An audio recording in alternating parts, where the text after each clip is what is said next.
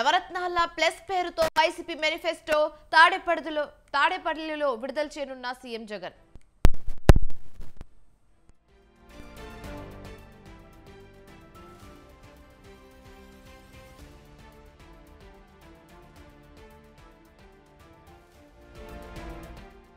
Congress BRS మధ్య రుణమాఫీ war, రాజీనామాలపై Revanth Harish మధ్య సవాళ్లు.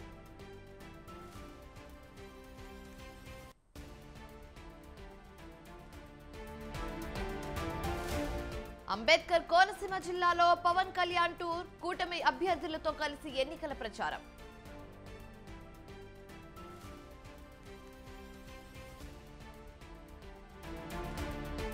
నేడు బీఆర్ఎస్ ఆవిర్భావ దినోత్సవం, పార్టీ కార్యాలయాల్లో జెండా ఎగురవేయనున్న నేతలు.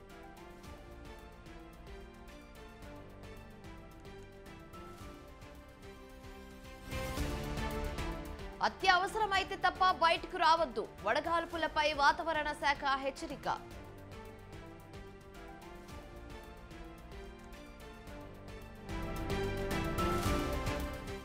ప్రశాంతంగా ముగిసిన రెండో దశ ఎన్నికలు, 63.5% పోలింగ్ నమోదు.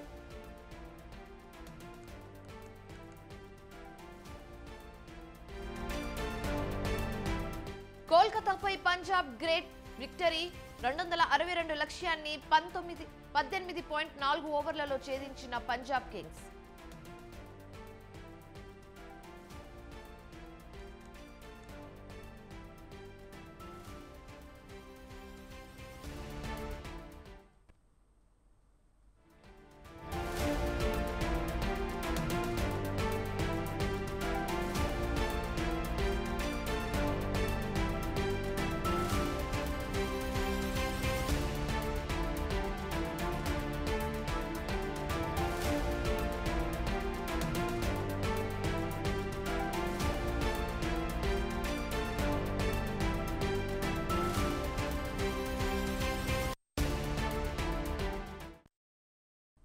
వైసీపీ ఎన్నికల మేనిఫెస్టోపై పూర్తి కసరత్తు చేసింది. కొందరిని ఆకర్షించేలా పథకాలు పెట్టినట్లు తెలుస్తుంది. ఇవాళ వైసీపీ ఎన్నికల మేనిఫెస్టోను విడుదల చేయబోతున్నారు. 2019 ఎన్నికల్లో నవరత్నాలు పేరుతో వైసీపీ మేనిఫెస్టోను విడుదల చేశారు. ఇప్పుడు కూడా సంక్షేమ పథకాలకు ప్రాధాన్యత ఇస్తూ 2 కీలక హామీలు ఇవ్వనున్నట్లు తెలుస్తుంది. అయితే మహిళలు, రైతులను ఆకర్షించే 2 పథకాలు మేనిఫెస్టోలో ప్రధానంగా హైలైట్ చేయనున్నట్లు సమాచారం.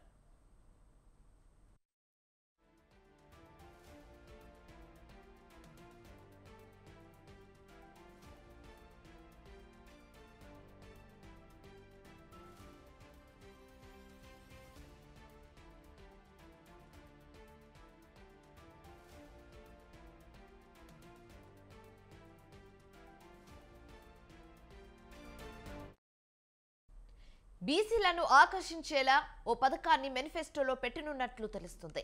మరిన్ని హామీలు ఇవ్వకుండా కొద్ది మొత్తంలోనే పథకాలను మేనిఫెస్టోలో పెట్టాలని నిర్ణయించారని ఆ పార్టీ నాయకులు చెప్పుకుంటున్నారు. కేవలం ఓ సైజులో నవరత్నాలను హైలైట్ చేస్తూ మేనిఫెస్టోను విడుదల చేయాలని అటు సీఎం జగన్ సైతం నిర్ణయించారు. ఇప్పటికే అమలు చేస్తున్న కొన్ని పథకాలను యథావిధిగా కొనసాగించాలని నిర్ణయం తీసుకున్నట్లు తెలుస్తుంది. మరోసారి అధికారంలోకి వచ్చేలా సీఎం జగన్ వ్యూహాత్మకంగా అడుగులు వేస్తున్నారని వైసీపీ నేతలు చెబుతున్నారు.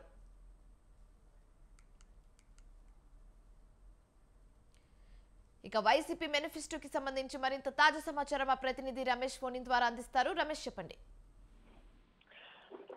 ఈరోజు AP CM Jaganmohan Reddy YSR Congress party మేనిఫెస్టోను విడుదల చేయనున్నారు.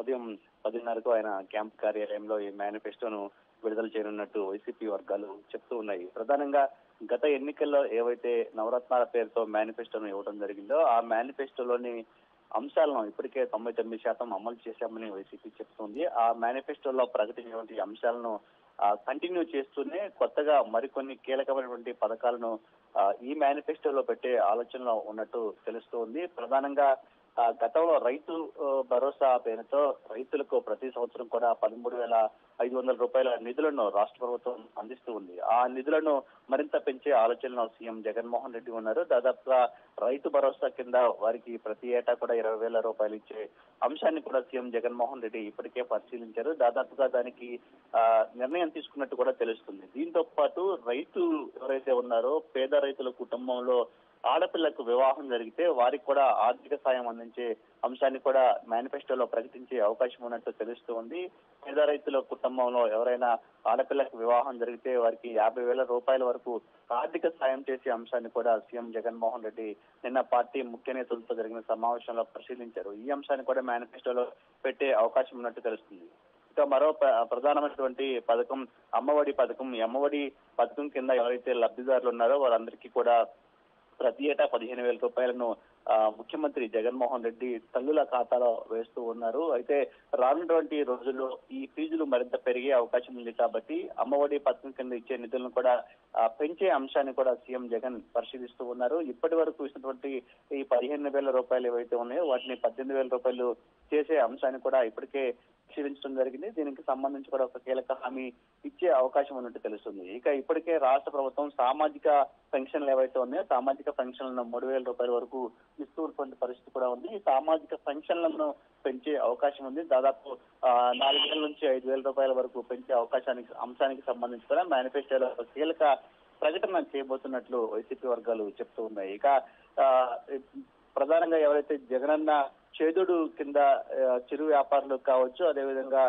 మధ్యతరగతి వారికి, దిగువ మధ్య తరగతి కులవృత్తుల వారికి ఏదైతే సాయం చేస్తూ ఉన్నారో ఆ సాయాన్ని కూడా మరింత పెంచే అవకాశం ఉంది. ఇప్పటి వరకు జగనన్న చేదోడు పథకం కింద ఏదైతే 10,000 రూపాయల ఆర్థిక సాయం చేస్తూ ఉన్నారో దీన్ని మరింతగా పెంచే అవకాశం ఉంది. మరో 5,000 అదనంగా జగనన్న చేదోడు పథకం కింద అందించే అంశాన్ని కూడా మేనిఫెస్టోలో పొందుపరిచినట్టు తెలుస్తుంది. ఇక ప్రధానంగా విద్యార్థులు, యువతను కూడా ఈసారి సీఎం జగన్మోహన్ రెడ్డి దృష్టిలో పెట్టుకోవడం జరిగింది.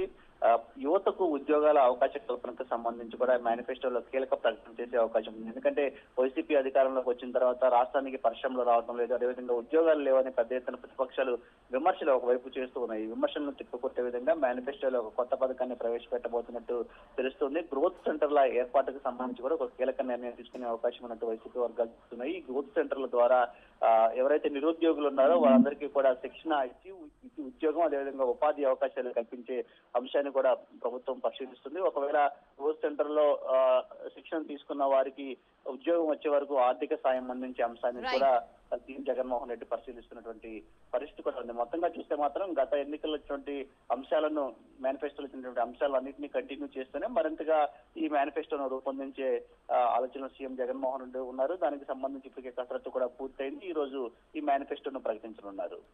Right, thank you Ramesh.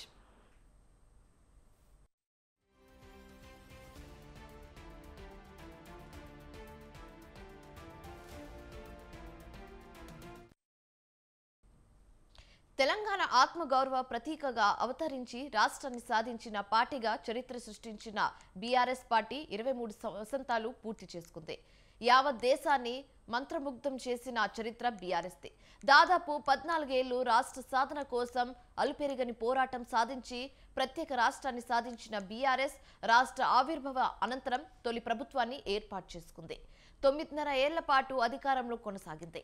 రాష్ట్ర ఆవిర్భావ తర్వాత 2014 జూన్లో తొలి ప్రభుత్వాన్ని ఏర్పాటు చేసిన బీఆర్ఎస్ 2023 డిసెంబర్ వరకు ప్రభుత్వాన్ని సమర్థంగా నడిపించింది.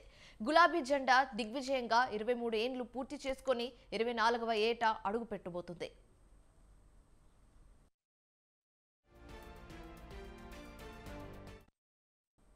బీఆర్ఎస్ వ్యవస్థాపక దినోత్సవం సందర్భంగా పార్టీ శ్రేణులు, రాష్ట్ర ప్రజలకు పార్టీ వ్యవస్థాపక అధ్యక్షుడు కేసీఆర్ శుభాకాంక్షలు తెలిపారు. పార్టీ ఆవిర్భావం నుంచి నేటి వరకు 23 ఏళ్లుగా పార్టీ ఎన్నో విజయాలు సాధించిందని అన్నారు. త్యాగాల పునాదుల మీద పుట్టిన పార్టీ ప్రత్యేక రాష్ట్ర సాధన గమ్యాన్ని ముద్దాడి 10 ఏళ్లు పాలనలో ప్రజలకు అద్భుతమైన ప్రగతి ఫలాలు అందించిందని కేసీఆర్ తెలిపారు. దేశం గర్వించే రాష్ట్రంగా తెలంగాణ నిలిచిందని చెప్పారు.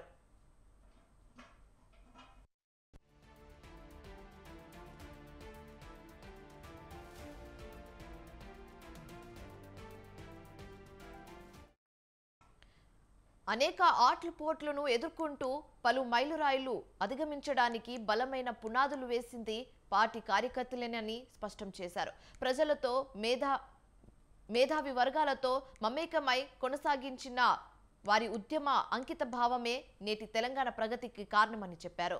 తెలంగాణ ప్రజల ఆకాంక్షలకు దన్నుగా నిలుస్తూ ప్రజల ఆదరణ మరింతగా పెంపొందించేందుకు నాయకులు కార్యకర్తలు ఈ వ్యవస్థాపక దినోత్సవం సందర్భంగా సెలబ్రేట్ చేసుకోవాలని కేసీఆర్ పిలుపునిచ్చారు. ఇక ఇదే అంశానికి సంబంధించి మరింత తాజా సమాచారం మా ప్రతినిధి సవిన్ ఫోన్ ద్వారా అందిస్తారు. సవిన్, చెప్పండి. బీఆర్ఎస్ పార్టీ ఆవిర్భావ దినోత్సవం సందర్భంగా ఉదయం 9 గంటలకు తెలంగాణ భవన్ లో BRS working president KTR BRS party జెండాను ఆవిష్కరించబోతున్నారు. ముఖ్యంగా పార్లమెంట్ ఎన్నికల కోడ్ అమలులో ఉన్న నేపథ్యంలో తెలంగాణ భవన్ తో పాటు అన్ని జిల్లా ప్రధాన కార్యాలయాల్లో బీఆర్ఎస్ పార్టీ జిల్లా కార్యాలయాల్లో మాత్రమే పార్టీ పతాకావిష్కరణ చేయాలని BRS party working president KTR పిలుపునిచ్చారు. ఇంతకు ముందు బీఆర్ఎస్ పార్టీ ఆవిర్భావం సందర్భంగా పెద్ద ఎత్తున ప్లేనరీ ఏర్పాటు చేసేవాళ్ళు. కానీ ఇప్పుడు పార్లమెంట్ ఎన్నికల కోడ్ ఉంది. అంతకు ముందు జరిగిన అసెంబ్లీ ఎన్నికల్లో బీఆర్ఎస్ పార్టీ తెలంగాణలో అధికారం కోల్పోవడంతో ఇప్పుడు ఈ రోజు తెలంగాణ భవన్ వేదికగా బీఆర్ఎస్ పార్టీ ఆవిర్భావ దినోత్సవ వేడుకలను జరిపేందుకు పార్టీ సిద్ధమైంది. ఉదయం 9:30 గంటలకు party working president KTR Telangana Bhavan లో పార్టీ జెండాను ఆవిష్కరిస్తారు. అదేవిధంగా జిల్లా కేంద్రాల్లో జిల్లా పార్టీ ప్రధాన కార్యాలయాల్లో జిల్లా పార్టీ అధ్యక్షులతో పాటు ప్రజాప్రతినిధులు మాజీ ప్రజాప్రతినిధులు హాజరు కావాలని BRS party working president KTR పిలుపునిచ్చారు. తెలంగాణలో ఉద్యమ పార్టీగా ఆవిర్భవించిన బీఆర్ఎస్ పార్టీ 2014లో అధికారంలోకి వచ్చింది. తిరిగి 2018లోనూ అధికారాన్ని సాధించింది. కానీ ఇటీవల జరిగిన అసెంబ్లీ ఎన్నికల్లో ఓడిపోయి ప్రధాన ప్రతిపక్ష స్థానానికి పరిమితమైంది. ఇప్పటికే తెలంగాణలో అధికారంలో ఉన్న కాంగ్రెస్ పార్టీపై ముఖ్యంగా ఎండిన పంట పొలాలు, రైతులకు సాగు త్రాగునీళ్లు అందించడంలో విఫలమైందంటూ బీఆర్ఎస్ పార్టీ పోరుబాట కొనసాగిస్తోంది. పార్లమెంట్ ఎన్నికల నేపథ్యంలో బీఆర్ఎస్ అధినేత కేసీఆర్ రాష్ట్ర వ్యాప్తంగా బస్సు యాత్ర పేరుతో పార్టీకి పునర్వైభవం తెచ్చేందుకు పార్టీ కార్యకర్తల్లో జోష్ నింపేందుకు ప్రయత్నం చేస్తున్నారు. Right, thank you సవిన్.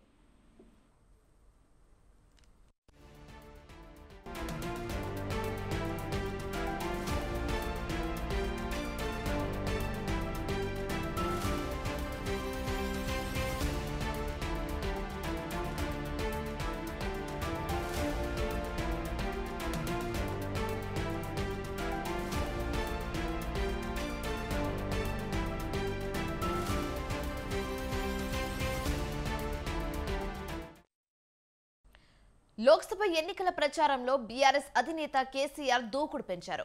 ఎన్నికల సమయం దగ్గర పడుతున్న కొద్దీ నియోజకవర్గాలను చుట్టేస్తున్నారు.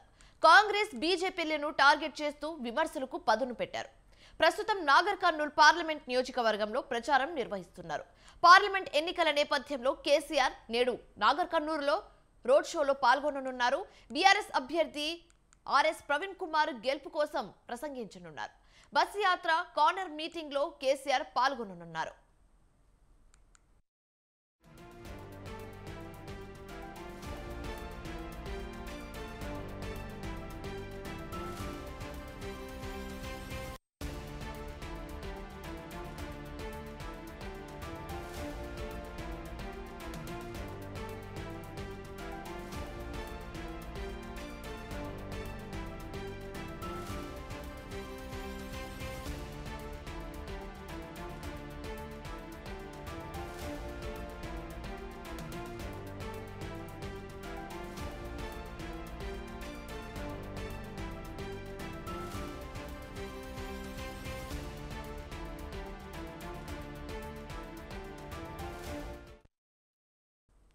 ఇక ఇదే అంశానికి సంబంధించి మరింత తాజా సమాచారం మా ప్రతినిధి వెంకటేష్ ఫోన్ ఇన్ ద్వారా అందిస్తారు. వెంకటేష్, చెప్పండి.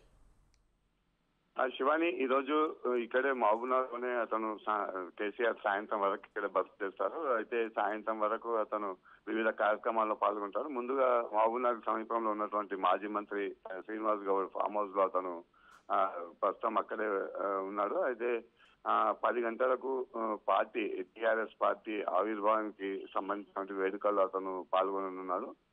అనంతరం అటు మహబూబ్ నగర్, నాగర్ కర్నూలు లోక్సభకు సంబంధించినటువంటి ముఖ్య నేతలతో ప్రత్యేకంగా సమావేశాన్ని విడివిడిగా ఏర్పాటు చేయడం జరిగింది. ఆ సమావేశంలో ముఖ్య నేతలతో సమావేశం కానున్నాడు. సమావేశంలో ఈ గెలుపు కోసం, అభ్యర్థుల గెలుపు కోసము దిశానిర్దేశం చేయనున్నారు. అట్లాగే ముఖ్య నేతలతో పాటు కూడా మహబూబ్ నగర్ సంబంధించినటువంటి కార్యకర్తలతో కూడా ఈ సమావేశం అనంతరం ఆయన కార్యకర్తలతో కూడా ఒక ప్రత్యేకంగా సమావేశాన్ని ఏర్పాటు చేశారు. ఈ సమావేశంలో కూడా అతను కార్యకర్తలను ఉద్దేశించి ప్రసంగించే అవకాశం ఉంది. అనంతరం 3 గంటలకు లంచ్ తర్వాత 3 గంటలకు అతను నాగర్ కర్నూలుకు బయలుదేరుతారు. నాగర్ కర్నూలులో రోడ్ షో ఉంటుంది. నాగర్ కర్నూలు ఉయ్యాలవాడ నుంచి నాగర్ కర్నూలు బస్ స్టాండ్ చౌరస్తా వరకు కూడా ఈ రోడ్ షో నిర్వహిస్తారు. సాయంత్రం రోడ్ షో అనంతరం అక్కడే కార్నర్ మీటింగ్ లో అతను ప్రసంగిస్తారు. మొత్తం మీద ఈ రోజు నిన్న 2 రోజుల పాటు ఉమ్మడి మహబూబ్నగర్ జిల్లాలో కేసీఆర్ రోడ్ షో నిర్వహిస్తున్నారు. అయితే సాయంత్రం నాగర్ కర్నూలు ప్రసంగం అది కార్నర్ మీటింగ్ అనంతరం అతను తిరిగి ఇదే రోజు రాత్రికి హైదరాబాద్ చేరుకుంటారు. బస్సు ద్వారానే అతను హైదరాబాద్ చేరుకుంటారు. అయితే ఇందుకోసం కూడా అన్ని ఏర్పాట్లను కూడా పోలీసులు దగ్గరుండి చేస్తున్నారు.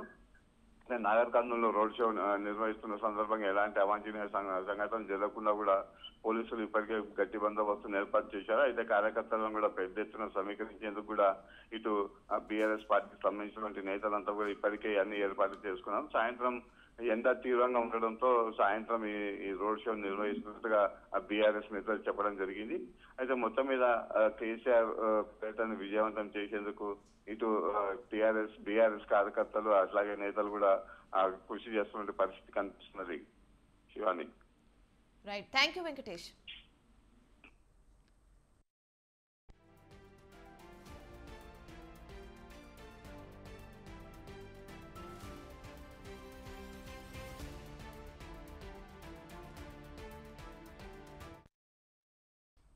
జనసేన అధినేత పవన్ కళ్యాణ్ ఎన్నికల ప్రచారం తూర్పు గోదావరి జిల్లాలో కొనసాగుతుంది. ఇవాళ పెద్దపురం, కాకినాడ రూరల్లో పవన్ కళ్యాణ్ వారాహి యాత్ర నిర్వహించనున్నారు. కార్నర్ మీటింగ్ లో పాల్గొననున్నారు పవన్ కళ్యాణ్.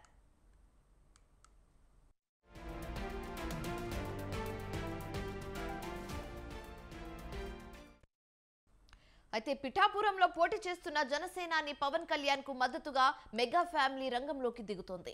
సినీ హీరో వరుణ్ తేజ్ ఇవాళ పిఠాపురం నియోజకవర్గంలో ఎన్నికల ప్రచారంలో పాల్గొననున్నారు. మే 5న మెగాస్టార్ చిరంజీవి కూడా ప్రచారం నిర్వహించే అవకాశం ఉంది.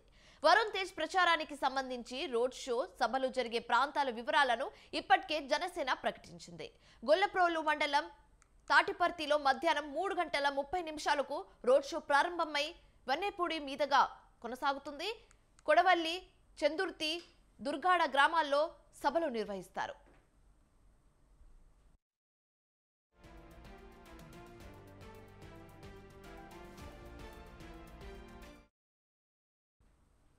ఎన్నికలు సమీపిస్తున్న వేళ అభ్యర్థులు ఓటర్లను ఆకర్షించేందుకు అడ్డదారులు తొక్కుతున్నారు. డబ్బులు, మద్యం పంపిణీతో ప్రలోభాలకు గురి చేస్తున్నారు. వాటిని అడ్డుకట్ట వేసేందుకు ఎన్నికల అధికారులు దాడులు నిర్వహిస్తున్నారు. అయితే ఈ దాడుల్లో నగదు, మద్యం భారీగా పట్టుపడుతుంది. తాజాగా విశాఖ ఎమ్మెల్యే వాసుపల్లి గణేష్ రామబాణం కాలేజ్లో భారీగా నగదు పట్టుపడింది. ఓటర్లకు పంపిణీ చేసేందుకు సిద్ధంగా ఉంచిన 60 లక్షలకు పైగా నగదును ఎన్నికల అధికారులు పట్టుకున్నారు. పక్కా సమాచారంతో దాడి చేసిన అధికారులు డబ్బులను సీజ్ చేశారు. అయితే గతంలోనూ ఇదే కాలేజీలో ముందు బాటిళ్లను కాలేజ్ విద్యార్థుల చేత పంపిణీ చేయించారు. తాజాగా నగదును కాలేజీలో ఉంచి విద్యార్థుల చేత ఓటర్లకు పంపిణీ చేయించాలని ప్లాన్ చేశారు. అయితే స్థానికుల ఫిర్యాదు మేరకు డబ్బులను సీజ్ చేశారు ఎన్నికల అధికారులు.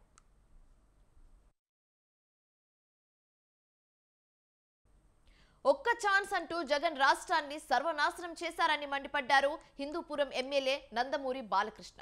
రాష్ట్రంలో ఉద్యోగాలు లేవని, గంజాయి, డ్రగ్స్ లో మాత్రం ఏపీని జగన్ మొదటి స్థానంలో నిలిపారని ఎద్దేవా చేశారు. వ్యవస్థలు అన్నిటినీ నిర్వీర్యం చేశారని ఆగ్రహం వ్యక్తం చేశారు. దళిత యువ పారిశ్రామికవేత్తలకు ₹1 కోటి వరకు తెలుగుదేశం ప్రభుత్వం రుణాలను ఇచ్చిందని గుర్తు చేశారు. అయితే జగన్ తీరుతో రాష్ట్రంలో ప్రతి వ్యక్తిపై ₹10 లక్షల వరకు అప్పుల భారం ఉందని బాలకృష్ణ ఆరోపించారు. ఇవాళ మన భూములు కూడా రేపు వస్తే ఒక ప్రత్యేకమైన చట్టం తీసుకొచ్చి ఆ భూములని కూడా అతని పాస్బుక్ మీద అతని బొమ్మ పెట్టి అతని దగ్గర పెట్టుకుంటాడు. రేపు మన భూమి మీద అప్పు తీసుకోవాలంటే అప్పు ముందే ఉంటుంది మన భూమి మీద. అతనే అప్పులు తీసేసుకుంటాడు మన భూమి మీద పాస్బుక్ అడ్డం పెట్టుకుని. వైసీపీకి గుడ్ బై చెప్పిన మాజీ మంత్రి డొక్కా మాణిక్యం వరప్రసాద్ టీడీపీలో చేరారు. తన మద్దతుదారులతో కలిసి చంద్రబాబు సమక్షంలో ఆయన టీడీపీ కండువా కప్పుకున్నారు. గతంలో తెలుగుదేశం పార్టీలో కొనసాగిన మాణిక్య వరప్రసాద్ 2020 మార్చిలో వైసీపీలో చేరారు. అసెంబ్లీ ఎన్నికల నేపథ్యంలో తాడికొండ అసెంబ్లీ టికెట్ ఆశించారు. అయితే వైసీపీ హైకమాండ్ తాడికొండ టికెట్ను మాజీ మంత్రి మేకతోటి సుచిత్రకు కేటాయించింది. ఈ నేపథ్యంలో డొక్క మాణిక్య వరప్రసాద్ తీవ్ర అసంతృప్తికి గురయ్యారు. గత కొంతకాలంగా మాణిక్య వరప్రసాద్ వైసీపీ కార్యకలాపాలకు దూరంగా ఉంటున్నారు. ఈ క్రమంలోనే నిన్న గుంటూరు జిల్లా వైసీపీ అధ్యక్ష పదవికి పార్టీ సభ్యత్వానికి రాజీనామా చేస్తున్నట్టు ప్రకటించారు. అనంతరం ఆయన టీడీపీ కండువా కప్పుకున్నారు.